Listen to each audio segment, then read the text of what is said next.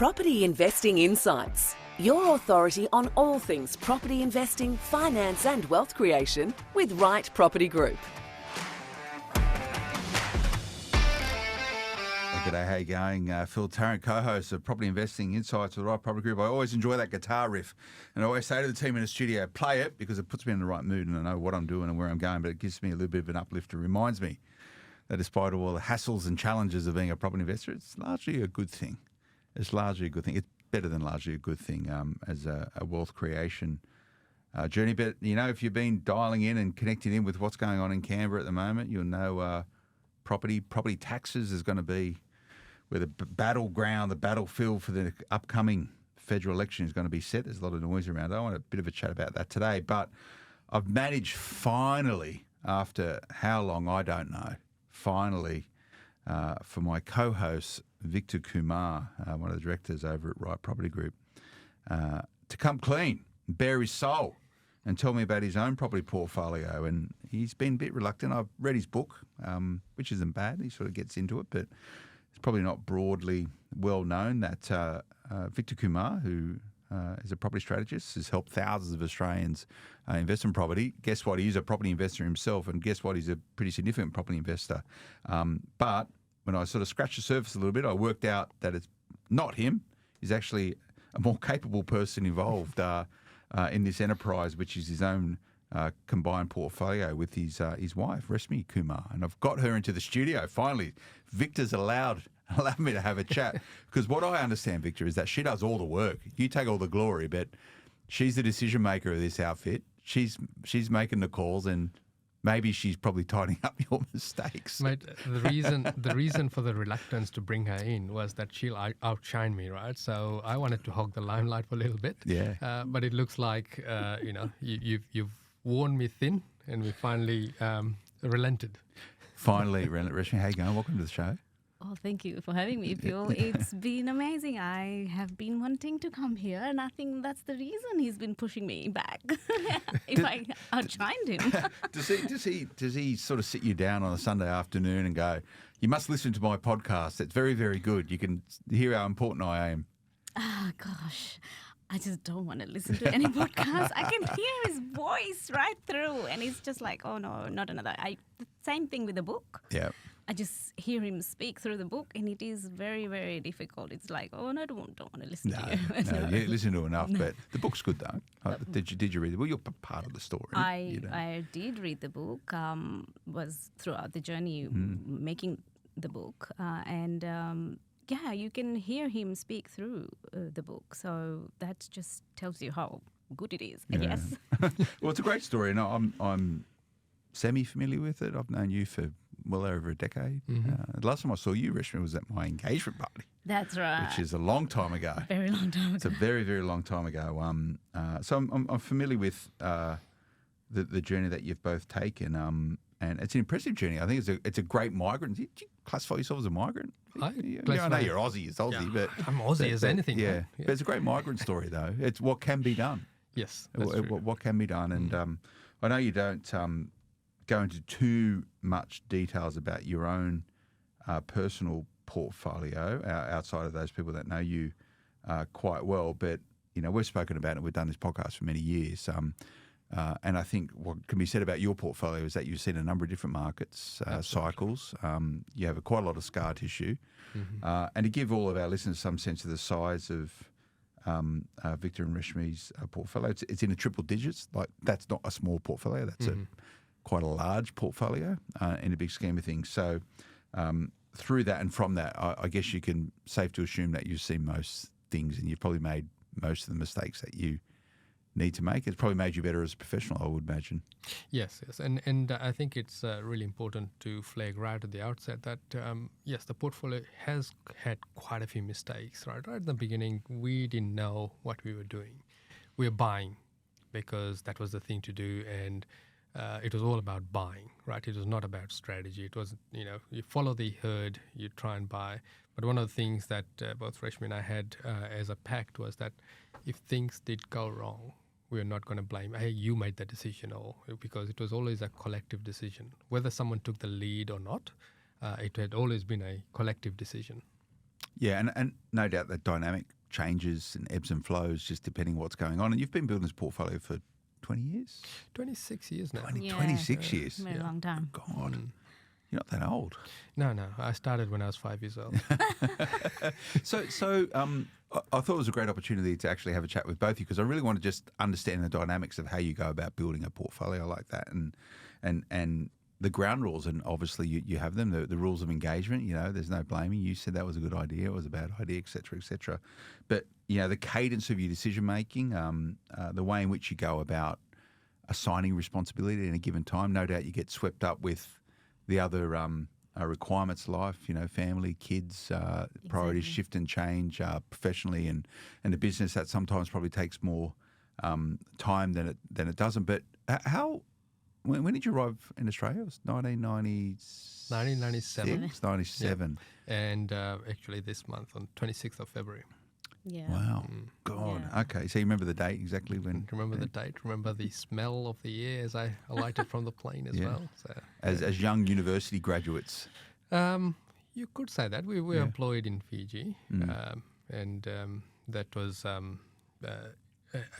stepping stone to say, okay, we get the employment, we save up, then we come to greener pastures, right? And that's always been the case. And I suppose the coups in Fiji also paved There's the a way lot of for coups us. in the There's 90s. a lot of coups, yes, that's right. There was about 4 by memory within about 7 years of each other, if I remember my Fijian politics very well. So you went, okay, there's got to be somewhere else. Let's go to Australia. Great. How fast from arriving in Australia and getting your first property was it? So the good thing for us was we were employed, though we were not getting the great income that radiographers nowadays are getting. So it was just the two of us, so we were saving heavily. And we were thinking, oh, well, compared to the income we were receiving in Fiji, this was a huge income. So we just save as much as we can. And so within the first year, I think we bought our home. The first year. So as soon as you can get a mortgage, you... Yeah. Okay. And we could qualify for 4 times the property we bought. But then we decided, no, let's just start small and we can use that and spread it across so we could accumulate more. And we were just really focused in how we can do the best. We've got this, we've come to this place, this country where there's lots of opportunities. How much further can we go and what's the most we can make out of it? So did you arrive with jobs or you secured jobs when you got here? I landed to a job pretty much. Okay. Whereas Reshmi had to, it was a week and a half later. Oh, okay. A week and a half. Yeah. And to give me some sense just how, and no doubt back in 1997, the wages weren't huge, but what was the disparity between what you were earning in Fiji versus what you were earning in Australia? It was three times more. Yeah, well, to put it in perspective, my annual salary when I started as a radiographer in Fiji was $5,531 a year. Okay. Right. Fijian dollars. Yeah. And I landed here and jagged a job for $37K. Woohoo. Wow. And did you just go like, what am I going to do with all this money? Like, what was your relationship with all that money like when you first sort of got that first paycheck? It was bittersweet in the sense that, hey, all of a sudden we've got this big wad of money, which was more than I would earn in a month or 2 months in Fiji. And one of us was bringing that salary in, right? So we immediately made a decision that we'll just survive on one person's salary and squirrel the other one away, which was part of our deposit.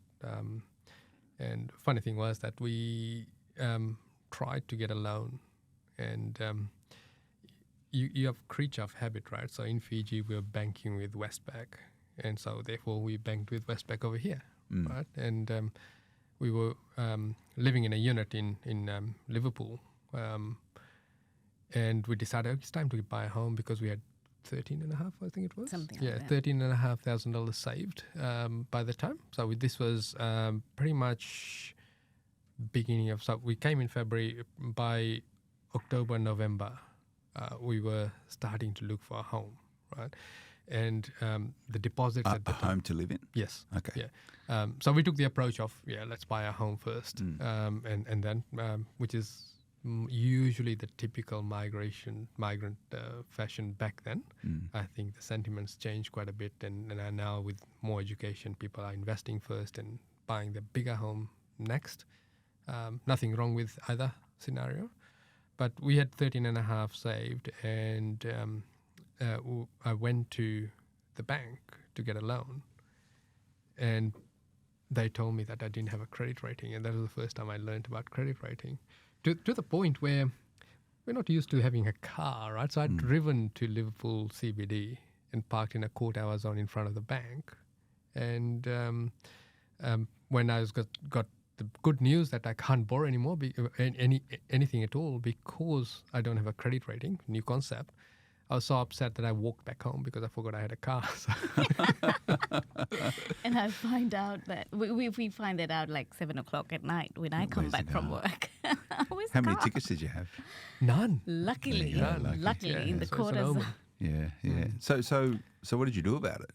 You know what? We decided, even though they're saying that you can't get a loan, and I would not recommend this to anyone right now, we decided we'll start putting offers on homes, and we'll let it sort itself out. So we saw several homes, some of them quite expensive for that time. We could qualify for 350K, which we later found out. Yeah. But we were starting to look at the 300, and then we had a chat, and we decided to scale it down. I think at the time we then went out and got our first credit card in order to get our credit rating sort of started. Yeah. In that sense, and paying the credit. So the country wants us to be in that all the time. So we'll make the most of it then. So you got credit cards, but you didn't. But you started using it so you could pay it off to show the bank that you were. And how long did you need to do that? So 3-6 months was enough for them to get confidence. 2 months, 3 months. Yes. And you're in the medical profession, so typically they like lending money to people inside of the medical sort of. We fraternity. didn't know that at the time. I don't think that was so prevalent at the time. It was all just the same. Yeah. Really. So you finally got a loan with Westpac or someone else? No. So we finally found a home where it was on the market for, I think it was 139, and with great negotiating skills, we bought it for 137,000. Oh God!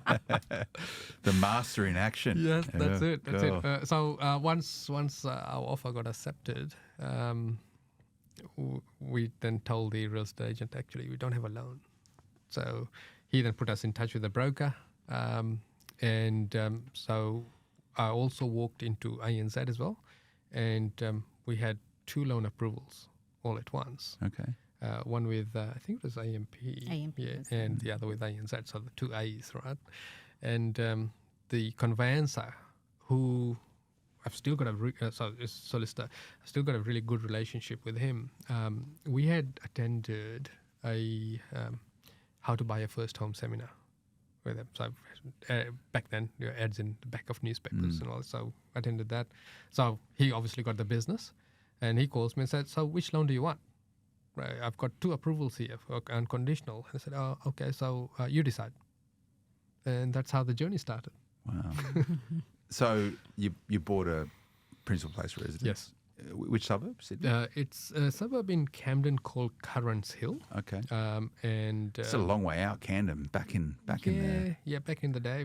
But we're local to the area. My sister lived in a suburb called Bowbowing, so we're familiar with it, and we didn't know how to venture further. Yeah, and you were working out of Livo or somewhere. I was working at Liverpool Hospital, and Reshmi was at the other side of the world.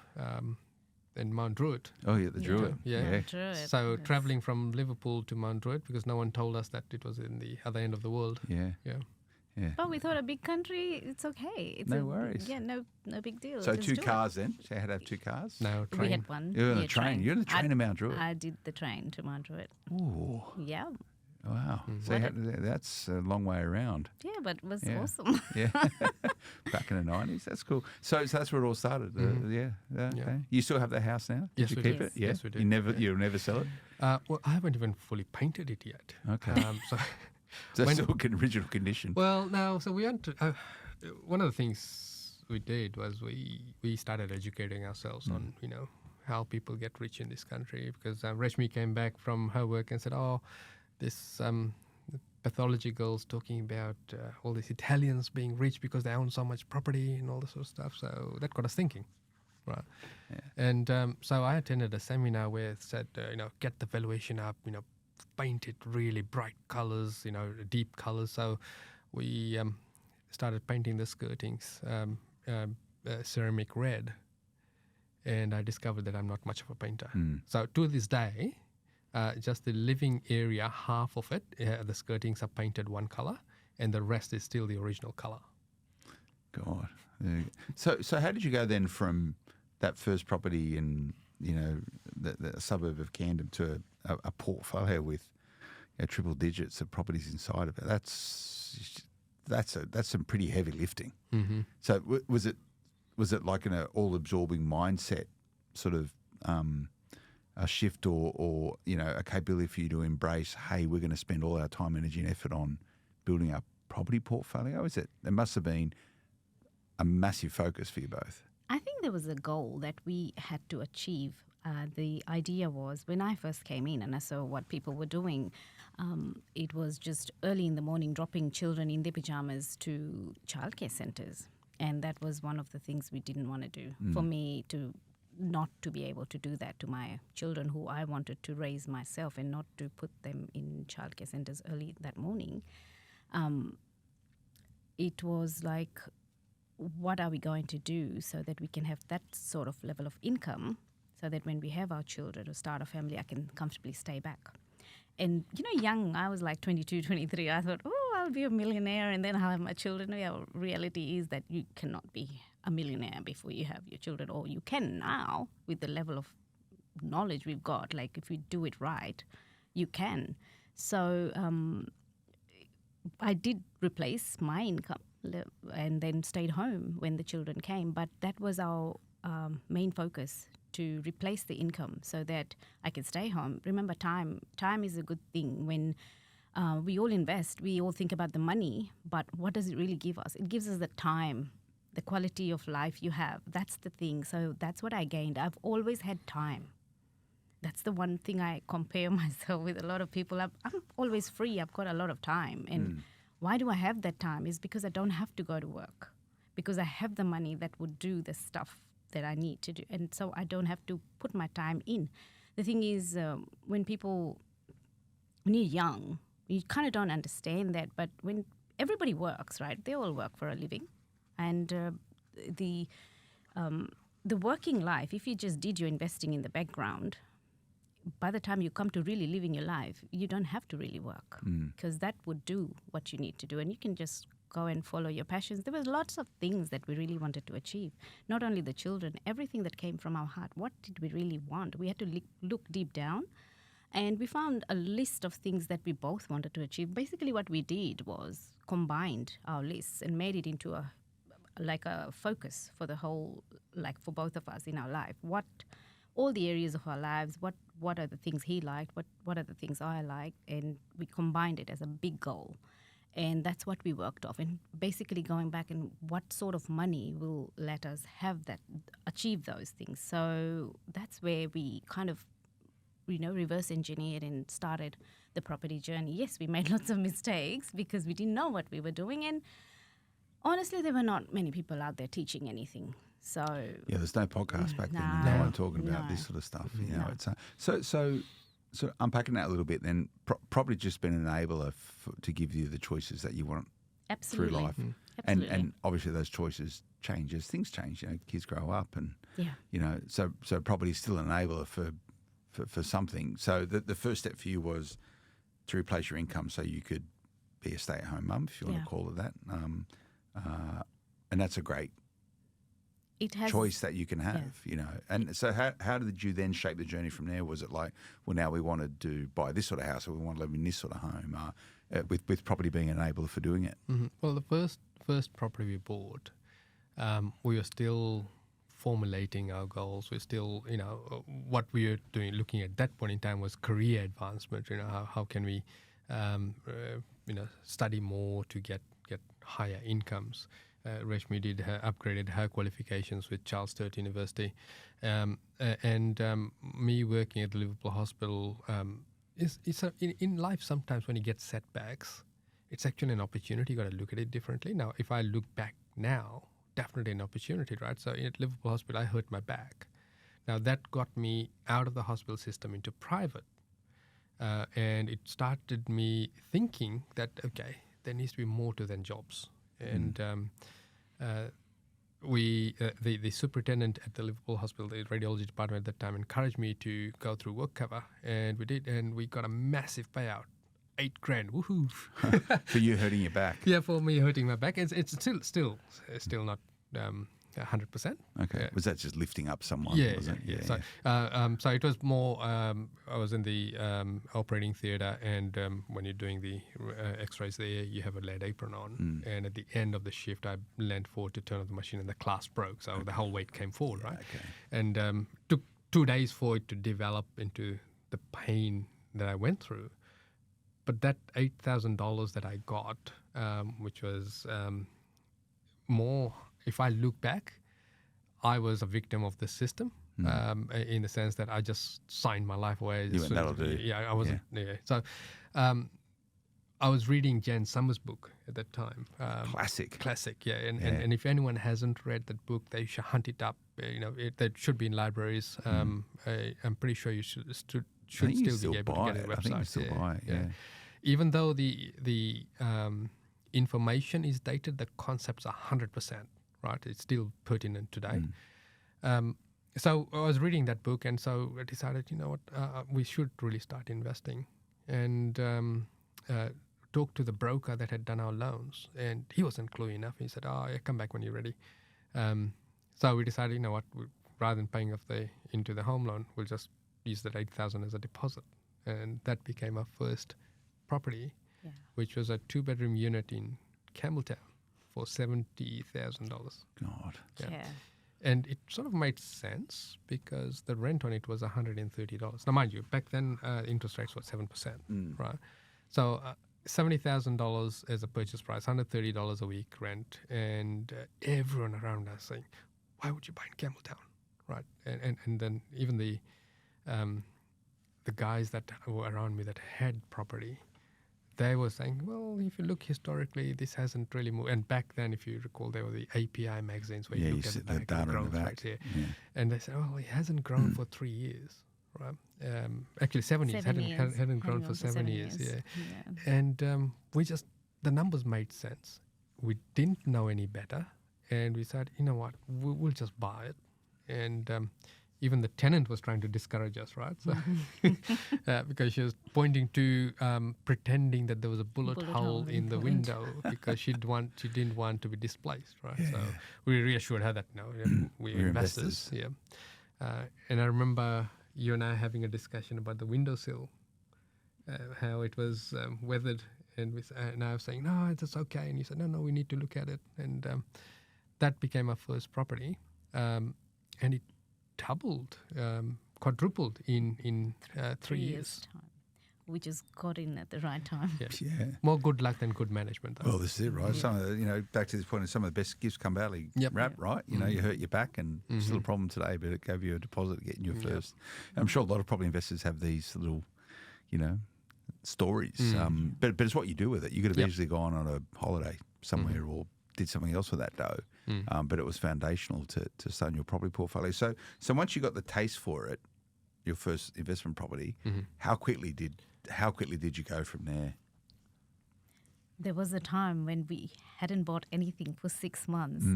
I was getting the jitters, like, we are going to be left behind. We have to do something.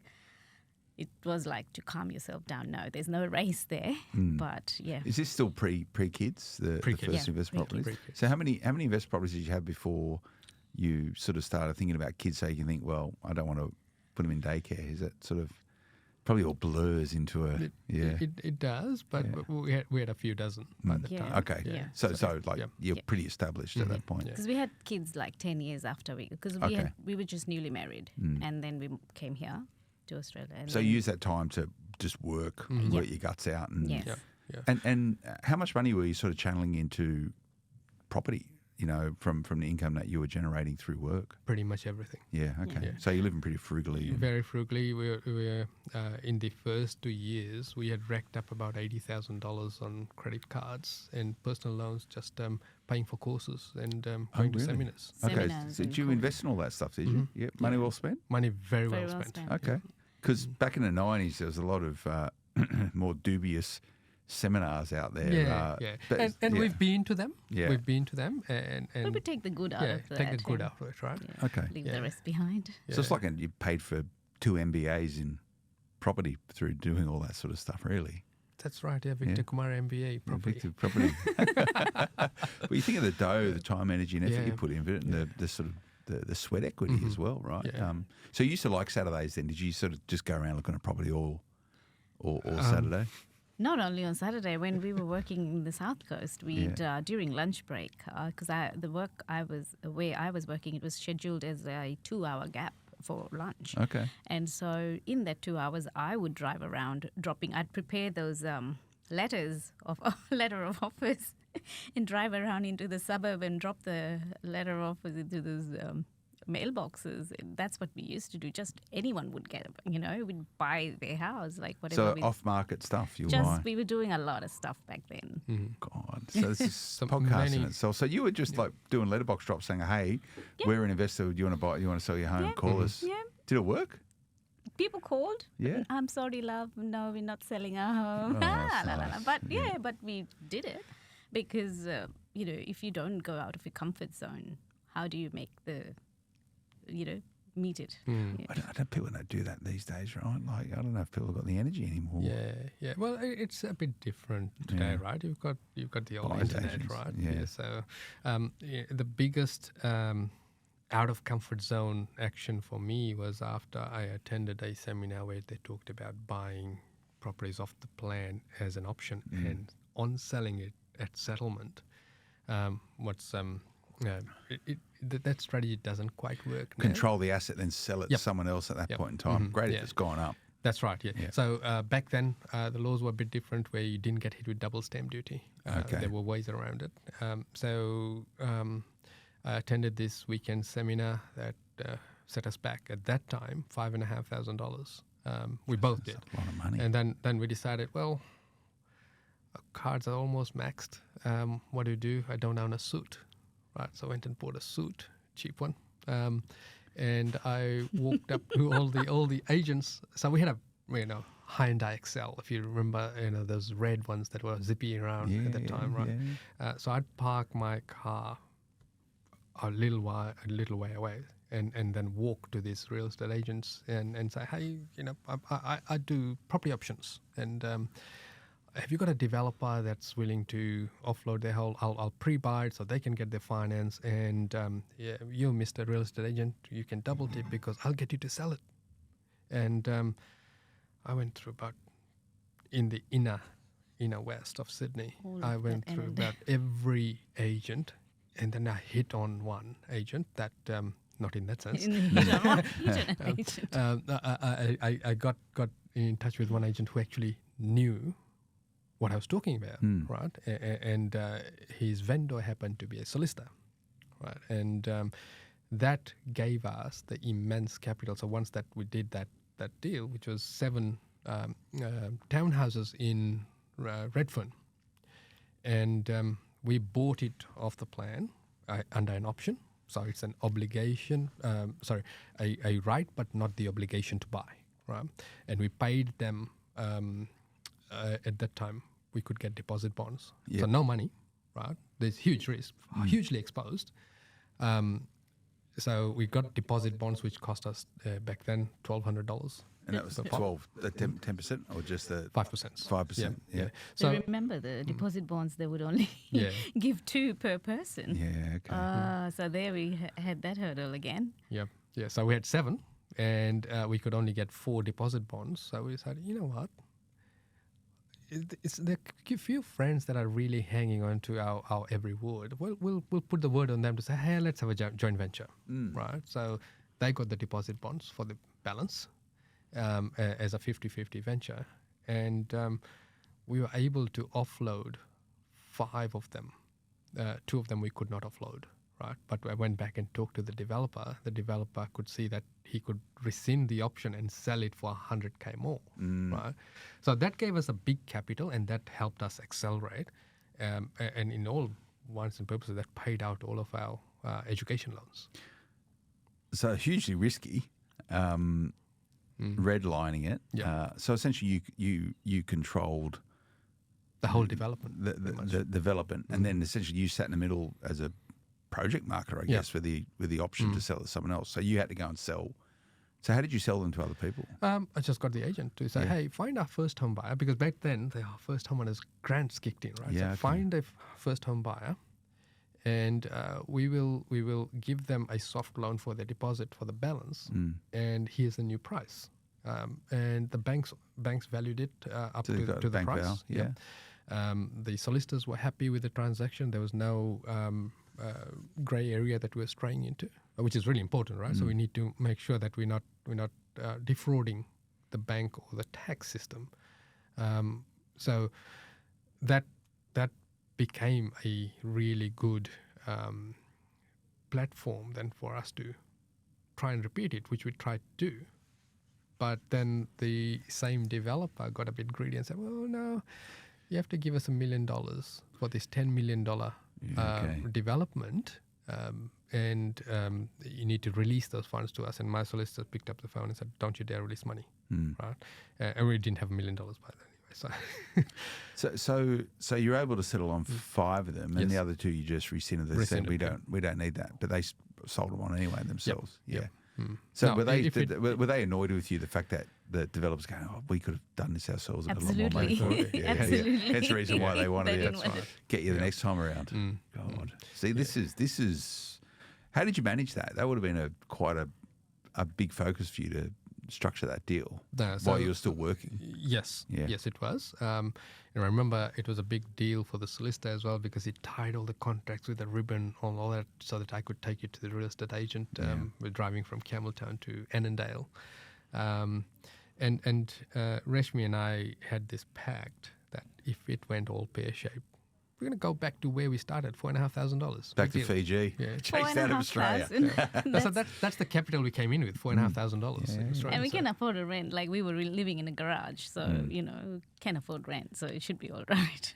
Wow. Okay. So when you got this deal done, how did you celebrate? Did you go, okay, brilliant? We still haven't. You still haven't done have it. not. So and obviously you become comfortable operating like I wouldn't say that's for a lot of property investors to go down that pathway, right? Yeah. Like you need to, but you already had a portfolio of 20 plus properties, right? So you'd already had a fair bit of. So at that time we equity. didn't have the 20 plus. Oh, you didn't? Right? Okay. So at that time we had That I was- think three properties of Wow. Yeah, Okay. big So, risk. so you got this idea from going to a The seminar. Yep. Would you do it again? No. No. No. Would you plus recommend plus anyone? now Yeah. In most states you're paying double stamp duty. Yeah, so you pay stamp duty, then when you sell, they pay stamp duty Yep. again. Yeah, so that's the way it is. But tax laws always change and evolve. So tell me about the last day as a radiographer. Oh, gosh. I'll How let did you that tell happen? that story. Because this is the point around like, okay, well let's the first sort of gate was, hey, when we have children, you want to be able to sort of be a stay-at-home mum. When did Victor sort of hang up his It was... his lead apron? what can you say? Well, basically, as Victor said, I was trying to further my career. So after the degree that I had, I went into studying further, and I'd done one part of the course, and the second part of the course was you had to finish the second part of the course, you had to do so many hours of practical work. And basically, where I was working, they had promised me that they would put me in those rooms to do that was ultrasound. And so when time came to put me in, I would find someone else in there in my place, and I bring it up to the people and they just don't do anything about it. So I thought, wow, this is not working out. You promised me the position to train. You're not doing that. So I left. Then I went to another practice where that's the reason I went there was because of that they would allow me to practice so I can carry on and complete my second part of the course. And went there, same thing happened. A junior was put in my place who had just come out of uni fresh, and there was no experience. And I thought, well, this is just the same thing. So we had a chat with the supervisor or whoever was the head of that center, and it just, we can't give you that position. And I said, okay, well, fine, then we have to leave, basically. So we both left. Decided to leave. That was it. That was it. Strike. Yep. So I did the calculations. They owed us between the first 10 weeks worth of leave pay. So I said that'll get us over the next couple of months, and then so 21st May 2001 is when we hang up our radiography boots. That was it. That was it. Yep. As you go, we're never going back. No. When our renewal for the license came, we ripped it up, said, no, this is it. We're not renewing it. We're not going back. That's it. Okay, then you were a full-time property investor. In inverted commas. Yeah. So what was it? Tell me about your first day as a full-time property investor. There's nothing to do. Yeah. What do we do? Yeah. Yeah, we still needed the income. Yeah. So he decided to pursue other avenues as to how to, like into business, as to how to get the income coming. And I had to still hang around a little bit as what do you call them? As a locum to different practices and go and do my work. Yeah. So that was our living money. Yeah, okay. And so when can I get out? When can I get out? And so like I just see him doing all these exciting things. I want to do this. So just and I couldn't wait to just let go. So how did you sort of strategically work all this out together? Was it quite organic, or was you sit and go, we need to talk about this, or was it like? It sounds like you just absorbed yourself into this property journey. It was probably always a topic of conversation. Yep. And which is why when a client comes to me, the first advice I give them is that lifestyle in the forefront, investing in the background. Whereas for us, it was the other way around, right? So we didn't have any friends away from property. And the friends that were from property, they were more seminar junkies, right? They were not the doers, right? Yeah. There were very few doers. So they're like talking about property and you catch up with coffees and talk about property, but they didn't do a lot. No. They're still around. They're just podcast junkies, right? People go, oh, yeah, I've listened to every single podcast you've ever done, Phil. Yeah. How many properties you got? Oh, I'm still thinking about it. Yeah. You know? See, one of the things that really irks me is when you talk to people and they say, oh, I love property. I love investing, right? I'm an entrepreneur. They've done nothing but just absorb material and not take an action. They love the subject. They love the subject. Yeah, this is. I don't know why people are like, oh, I love property. I go, I don't love property. I don't either. I probably dislike property. I love the result. Honestly, I love the result, right? I like the idea of what it creates, but I have no affection whatsoever with the idea of it. It's a vehicle. Not counting where I live, like that's nice, but as a property investor, it's the vehicle for wealth creation. Yeah, absolutely. And touched on at the top of and maybe me and you could probably catch up on another chat around it, but it is a tool for wealth creation, and there's forces out there right now, Victor, trying to change things. I think around property tax, and I mentioned it's probably going to come into the elections. But someone with the colour of Hulk. Yeah, the Greens are at it these days, but. Yeah, the Hulk is too nice. So they're Kermit the Frog. It's more of a Kermit colour, I think. That's but anyway, we'll do another podcast on that. But to that point, how has economic conditions and political decision making and interest rates changed your decision making around property? As your portfolio gets bigger, you tend to get a bit more conservative, or one partner does, right? So it flips and flops between myself and Reshmi. One quarter Reshmi would say, let's go. The other quarter I'd say, whoa, let's slow this down a bit. But your portfolio's growth is never linear in terms of the number of properties you add or the result you're trying to get to, because you're constrained by so many things, right? Life to begin with, right? It's amazing how, so if you look right now, end of February, right? More than 10% of the year's gone. Have we gone 10% into our goals, right? So life gets in the way really quickly. Then you've got the good old folding stuff, right? We need the capital to be able to invest. Now, whether it is capital via growth or cash, like you hurt your back and get $8,000, and then it comes to the ability to hold on, right? Is your portfolio too negative? Is it neutral? So you need to adjust those things. And then the availability of those properties that are suitable for your portfolio, right? So what we buy now as a couple is very different to what a client that's just starting out would do. Now, I certainly wouldn't want them to do options. Yeah. Too risky. We had nothing to lose, right? But most people, when they're starting, they have money to lose. It was more of a mindset thing. And when we did stop radiography, we realized that our portfolio, whilst had phenomenal growth, had huge negative cash flow attached to it as well. Yeah, right? I was going to ask you about sort of, so as the portfolio sort of ebbed and flowed into positive and negative cash flow territory. Yeah. So right now in our portfolio, we've got circa 17 constructions happening or about to happen. God, 17, 17. Yeah. So this is land that you're building something on. No, these are existing homes that I'm pulling, deploying the full strategy or the big renovations. Okay.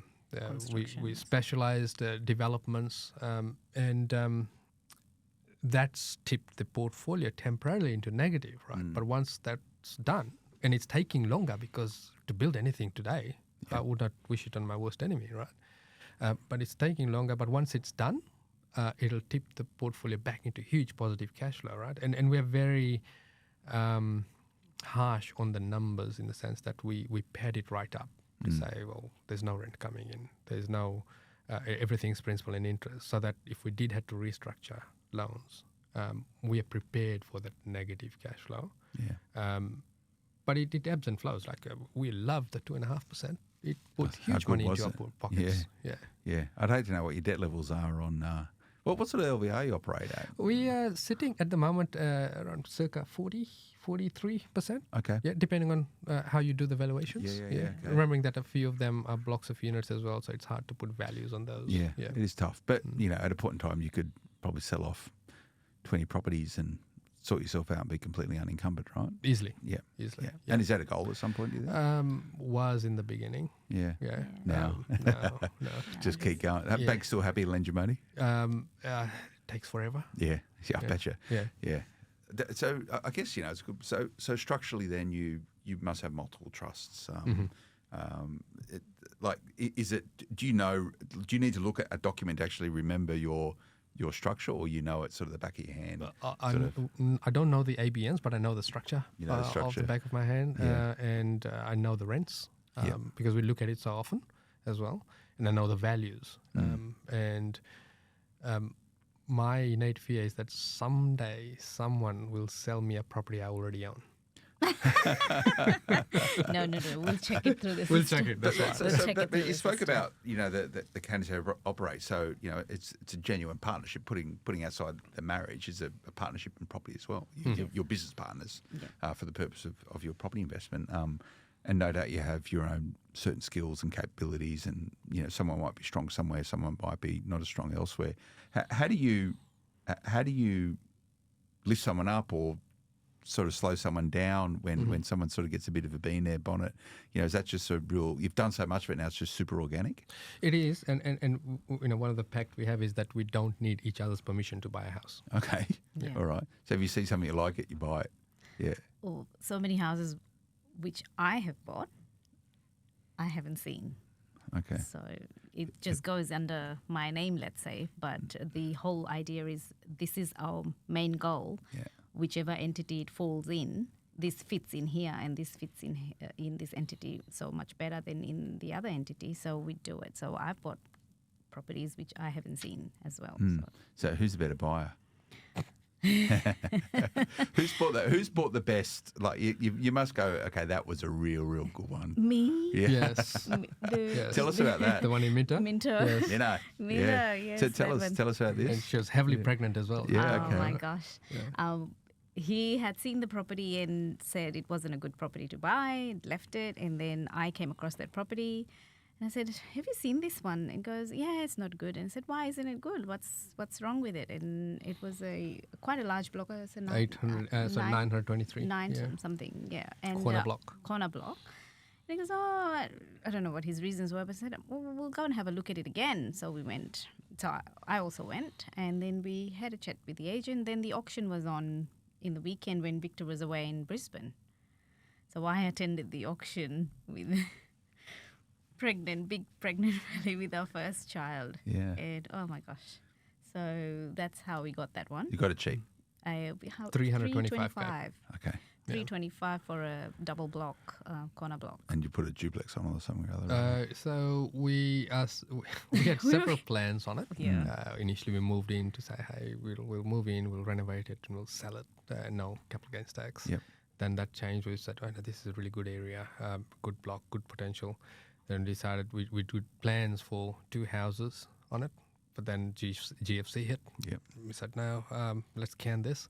And right now we are exploring putting a disability home there. Okay. Several disability homes. Like on that block. NDIS. Yeah, for Yep. NDIS, right? So which makes most sense on that block given its location. Yeah. And it's all about being opportunistic and being open to being wrong. Yeah. So I was wrong. She was right. Now I've got it on record. Yes, correct. Seems to be. I'm always saying that anyway. Where I was going with the opportunistic is that we did move into that home, right? And that's when my first daughter was born. And as I was driving to get a coffee, to get a break from parenthood, foreign concept for us, I saw this house where the agent was putting the sign up, right? And I stopped my car, walked up to her and said, oh, are you selling this house? And she said, yeah. We want to sell it for $280. And I said, well, okay, here's my number. Here's an unconditional offer at $220, right? And I said, I'm going to get a coffee, give me a call. And this was like picking that the agent was out of area and she did not want to come down. She was doing a favor for a friend, selling that. And lo and behold, we bought the property for $220. Still there. We finally put a granny flat on it. That's got a purpose now. It's the granny flat's rented. The main house houses Reshmi's mum. Okay. Yeah. So every house has a purpose, and every opportunity needs to be explored.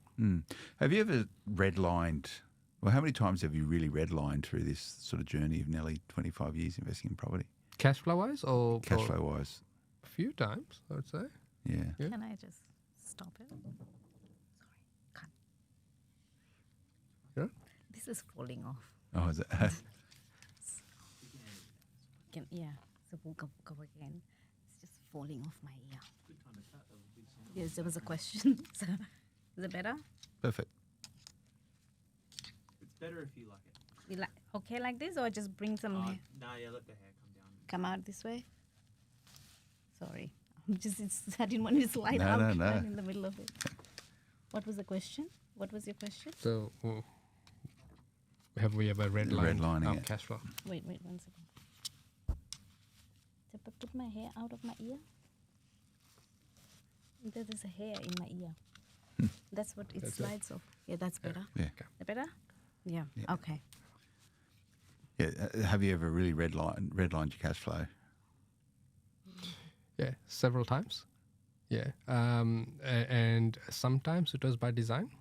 Other times, as we initially went into GFC, that was when the loans went, we were not paying that much attention. The loans started going against us in terms of the interest rates, and our ability to refinance just went away. So, yeah, definitely. But that forms the basis of our advice to our clients to say, okay, you got to look at these things, got to look at this. So as we do our reviews with our clients, they're the first things we touch on is, have you still got the flexibility to tack away, right? And every property that you buy, you need to take the approach that it's going to go horribly wrong, and you need to be able to sell and walk away with your money in any market, right? If you have those simple factors, keeps you away from the speculation and keeps you away from where everyone else is buying because it's the in thing, and makes it directly linked to your financial capability and your goals, as opposed to living out your property journey through Facebook. Has it ever sort of nearly come undone, or has it always been, I guess the bigger it gets, the probably more forgiving it can be. Has it ever fallen apart, nearly fallen apart? No, it hasn't fallen apart, although Yeah. we did come very close during the GFC, in the early stages of GFC, because we couldn't tech. But then, the trusty old credit cards and the personal loans helped fixed it because we up. could see an exit out of it, Yeah, right? yeah. So we were deliberate in it. It was not like, catching a falling knife. We had a strategic plan. We sat down, we mapped it out, and said, okay, let's weather this next 8 months, right? Because after 8 months, it's likely to get better. And we sold a few properties as well Yeah. in a bad market. Yeah. And have you transacted a lot inside of the portfolio, or is it mainly a sort of buy and hold type strategy you've deployed? No, it's very dynamic. Yeah. Yeah, it's very dynamic. Yeah. Well, there was a time where when we were down on money, we thought, let's just go and buy a property. Because we flipped the fix them. property then. Yeah. Yeah. So Yeah. So that was to make money from there. and so each property. Why do we invest, right? It's to better our life, to better our family's life, right? So we sold down quite a few properties to pay for Reshmi's dad's medical bills. Okay. When he came on a tourist visa here and fell ill, there was no insurance. And we were able to take care of him all the way through to his demise, and pay those hefty medical bills, the ICU bills, the radiotherapy, and all this sort of stuff, because we had a portfolio behind us, and we were ruthless in saying, well, that property, the purpose is to better off our family, right? Not just for me and Reshmi, so for the greater family as well. So we had no qualm selling it. Is selling it in a market where selling wouldn't have been advised, because the value, you could see the market was going to turn for the better, but we had a direct purpose that linked it back to the goals. So imagine if we did not have those properties, then we would not be able to do something like Yeah. that. And this property, again, being an enabler, get to leverage it for however you need to Yeah. leverage it. Some things are planned, some things Yeah. aren't planned. So what's next then? World More of the domination. same? Yeah. World So it's a domination. generational asset. Do your kids, you've got 2 daughters. Yes. Do they know what's going on? Do they know what you've Yes. you've built? They do. How involved are they? I just wanted to share something. When the younger one was little, she goes, asks for apple from the for me to buy apple for her, and said, "Can you please get me Granny Flat apples?" So she called them granny flat apples. Yep. So that's how much they know. Yeah. How do you rationalise this significant asset that your kids are going to get? Is that a good thing? Do you reckon they're in time it's a huge advantage? Yeah, there is some advanced estate planning that we're doing, where we will give them the control but not the ownership, so that it protects any event of divorce or any frivolous sell downs, because you never know, right? So often when you have this sort of wealth, it's usually lost within 1 or 2 generations if they're not prepared, right? And you can see it historically. Even I've got some clients where their parents were huge investors, but the kids don't know because they haven't passed it down well, or they haven't educated them, right? So my elder daughter mentioned the other day that it's all good for you and mum to really drive yourself because you've come from right at the bottom in terms of capability, finance, that sort of thing. Whereas I'm up here now, and it's harder for me to leverage from there. So I need to look at bigger things, right? So it's important to educate them as well. Yeah. Well, it's a great gift, but it's got to be structured in the right way. They've got to earn it. They've got to earn it, and it's tough. Yeah, that's good that you sort of focus that way, and it's not over. You still got you'll invest for decades ahead, Yeah. Victor. We're investing now because we can. Yeah. It's what we do. It's You still innate. enjoy it? I do. Yeah. I Like, enjoy genuinely the hunt. enjoy it? I enjoy Yeah. the hunt. Yeah. But I don't like the information not passed on to me because I keep the records of everything. So do you you must have a good accountant, I would imagine, or you feed them with, you probably know as much as what the accountant does when it comes to a lot of sort of tax planning, but how do you physically, 'cause, my portfolio is not the size of yours, and I get overwhelmed with the administration around it. I just get annoyed by it. And when I have the time, I sort of get stuck in, I fix it.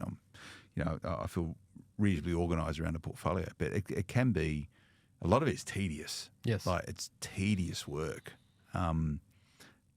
Do you do it all yourself, or do you outsource bits of it? Is there bits that... No, you know- I do it myself. Okay. I actually made up a software system and I just record all my property data in there.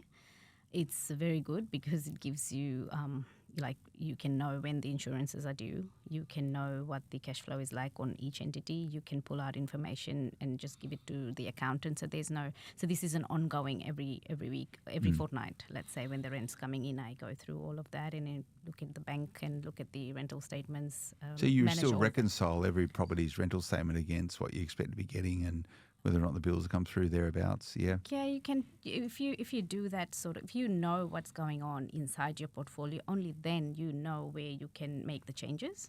So, agents are good. Like the property managers are good. They don't really make mistakes. But if you don't do that, you don't know what mistakes they're making. So, one of the mistakes I recently picked up was a bill got paid twice because they got billed twice, Okay.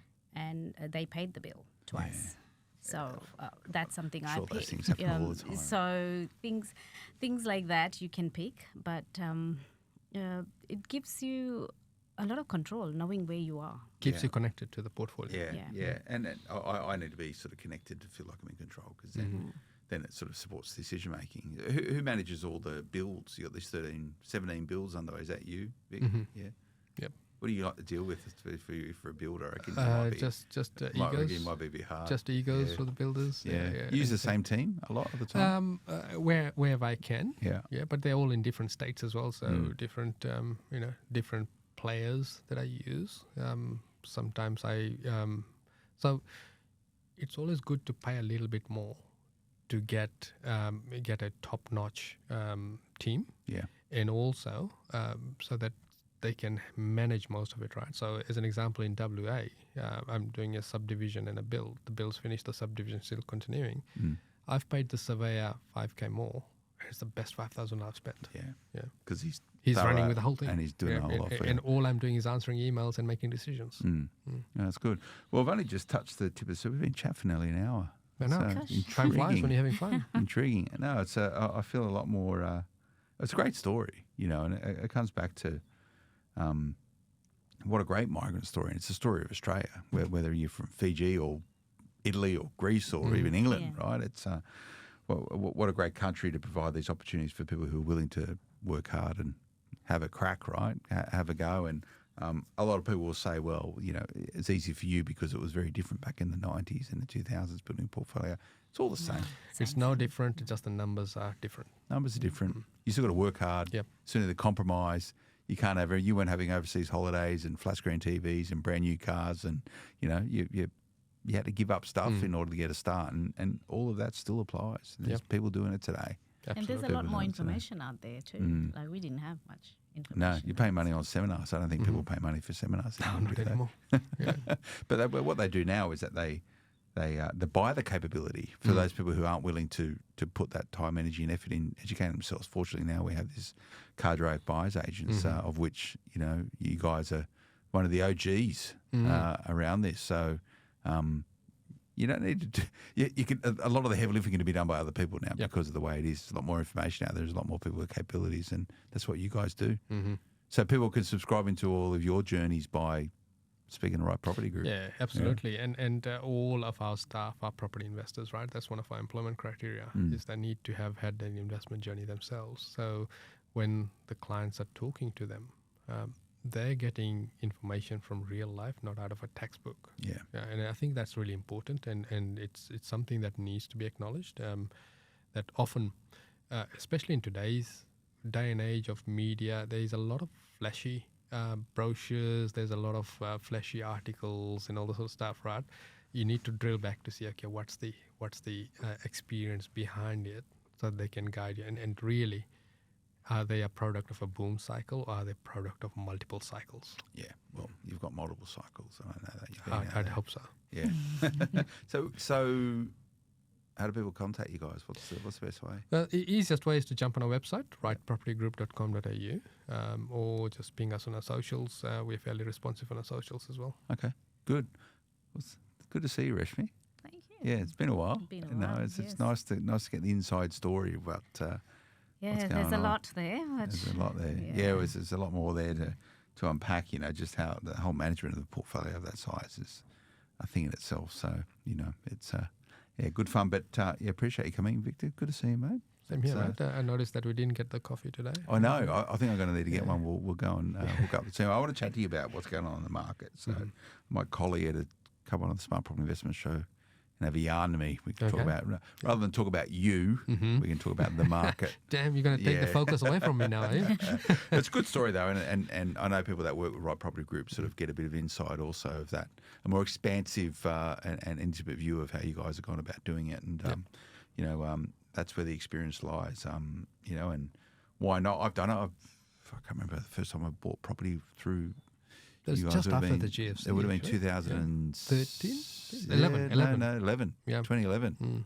2011. And I remember the first time I ever met you was driving around Scrambletown, Campbelltown. Yeah. Met you out the front of Rashies. That's it. And we had to drive around a whole bunch of places when I was pretty green in property. Still green now, but anyway, I feel like I know a little bit more. But thanks for coming in, guys. Remember to check out Right Property Group. That's the RIGHC, not with the W. Just Google them, you'll find them, and ask them to give you a hand if you think what they do resonates with you. We'll see you again next time. Until then, bye-bye. The information featured in this podcast is general in nature and does not take into consideration your financial situation or individual needs and should not be relied upon. Before making any investment, insurance, tax, property or financial planning decision, you should consult a licensed professional who can advise whether your decision is appropriate for you. Guests appearing on this podcast may have a commercial relationship with the companies mentioned.